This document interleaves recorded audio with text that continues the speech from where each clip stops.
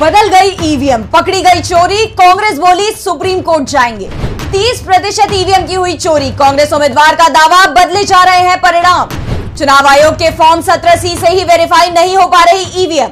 विपक्ष को जिस बात का डर था वो होता दिखाई दे रहा है। जिन सीटों पर बीजेपी की हार दिख रही है या जहां कांटे की टक्कर का अनुमान जताया जा रहा है, वहां पर हेराफेरी होती दिख रही है। कांग्रेस उम्मीदवार ने सबूत सामने रख दिए हैं और दावा कर दिया है कि ईवीएम बदलने जाने का खेल खुलकर खेला जा रहा है और 1 या 2 ईवीएम नहीं बदली जा रही बल्कि 30% ईवीएम बदली जा रही है। ऐसे में जिन बूथों पर एक तरफा कांग्रेस को वोट मिले होंगे वहां भी हम हार जाएंगे और बिना वोट के ही बीजेपी को जीत दे दी जाएगी। दरअसल चुनाव आयोग पर यह संगीन आरोप लगाए गए हैं। छत्तीसगढ़ की बिलासपुर सीट से कांग्रेस के उम्मीदवार देवेंद्र यादव ने कहा कि वोटिंग के बाद बिलासपुर सीट पर कांग्रेस की जीत तय हो गई थी। मतदाताओं ने कांग्रेस के पक्ष में जमकर वोट किया। बीजेपी उम्मीदवार के चेहरे का रंग उड़ गया था, लेकिन अब यहां खेला हो गया है। देवेंद्र यादव ने दावा किया कि उनके पोलिंग एजेंटों को 2251 मतदान केंद्र से दस्तावेज प्राप्त हुए हैं, लेकिन जब इन दस्तावेजों में शामिल फॉर्म 17C से ईवीएम का मिलान किया गया तो हैरान करने वाली चीजें सामने आई हैं। 611 मतदान केंद्रों के 17C और बैलेट यूनिट के नंबर आपस में नहीं मिल रहे हैं, जो संकेत दे रहे हैं कि बहुत बड़ी गड़बड़ी की गई है। 206 बैलेट यूनिट में मुद्रित अल्फाबेटिक और न्यूमेरिक नंबर भी आपस में नहीं मिल रहे हैं। 28 बैलेट यूनिट के नंबर अधूरे हैं। 41 बैलेट यूनिट में मुद्रित क्रम संख्या को दर्ज नहीं किया गया है। दरअसल पोलिंग बूथ पर पीठासीन अधिकारी की तरफ से उम्मीदवार के एजेंट को जो फॉर्म 17C दिया जाता है, बूथ पर पड़े कुल वोट के साथ मशीन की यूनिक आईडी की जानकारी भी दी जाती है। उसमें इसका मिलान करने पर यह तय हो जाता है कि जिस मशीन का इस्तेमाल बूथ पर किया गया है, काउंटिंग के दौरान उसकी मशीन से वोटों की गिनती की जा रही है। लेकिन बिलासपुर सीट से कांग्रेस उम्मीदवार देवेंद्र यादव की माने तो 2251 बूथों में से 611 बूथों पर ईवीएम में हेराफेरी हो गई है।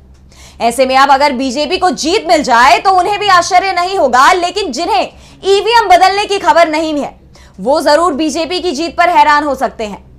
कांग्रेस उम्मीदवार ने दावा किया है कि सुप्रीम कोर्ट ने जिस वीवीपैट को लेकर चुनाव आयोग को दिशा निर्देश दिए थे उनका भी पालन नहीं हुआ। 135 वीवीपैट के नंबर अलग मिले हैं। इस बीच देवेंद्र यादव ने कांग्रेस हाईकमान से भी संपर्क किया है और दावा किया जा रहा है कि इस मामले को लेकर कांग्रेस सुप्रीम कोर्ट जा सकती है। और कांग्रेस उम्मीदवार ने तो साफ कर दिया है कि उन्हें जीत भी मिलती है तो भी इस मामले को लेकर वो कोर्ट जाएंगे। तो दूसरी तरफ जिला निर्वाचन अधिकारी और बिलासपुर के डीएम अवनीश शरण ने बैठक कर कांग्रेस उम्मीदवार की शिकायत का निराकरण करने की बात कही है। उन्होंने कहा कि वोटिंग के बाद मशीनें स्ट्रांग रूम में रख दी जाती हैं। एक बार जब सभी दस्तावेज सील हो जाते हैं तो वो आरपीएफ की निगरानी में होती है। पेपर निकालकर उससे मिलान करना या देखना संभव नहीं है। अगर मतगणना के दौरान कोई शिकायत मिलेगी तो उसका तुरंत निराकरण किया जाएगा। साफ है कि अब जो होगा वो काउंटिंग के दौरान ही होगा। और अगर कांग्रेस उम्मीदवार का दावा सही है, 611 ईवीएम में हेराफेरी हुई है, तो फिर जिन मशीनों का इस्तेमाल वोटिंग के दौरान हुआ था वो कहां है, इसकी जांच भी करनी पड़ सकती है।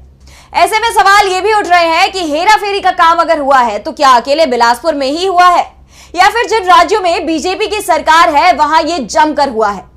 वैसे इस तरह के आरोप तो पहले से ही लगाए जा रहे थे कि 19 लाख ईवीएम मशीनें गायब हैं। ऐसे में इस बार पूरी चुनाव प्रक्रिया पर भी सवाल उठ रहे हैं। वैसे चुनाव आयोग की तरफ से आज प्रेस कॉन्फ्रेंस कर कई मामलों में जवाब दिया गया है, लेकिन आयोग के जवाब पर कई लोगों को भरोसा नहीं हो रहा। खास तौर पर इंडिया गठबंधन को, जो पूरे चुनाव के दौरान पीएम मोदी और बीजेपी नेताओं के बयान को लेकर चुनाव आयोग के पास लगातार पहुंचता रहा, लेकिन उसकी शिकायतों पर आयोग ने कोई सख्त एक्शन नहीं लिया।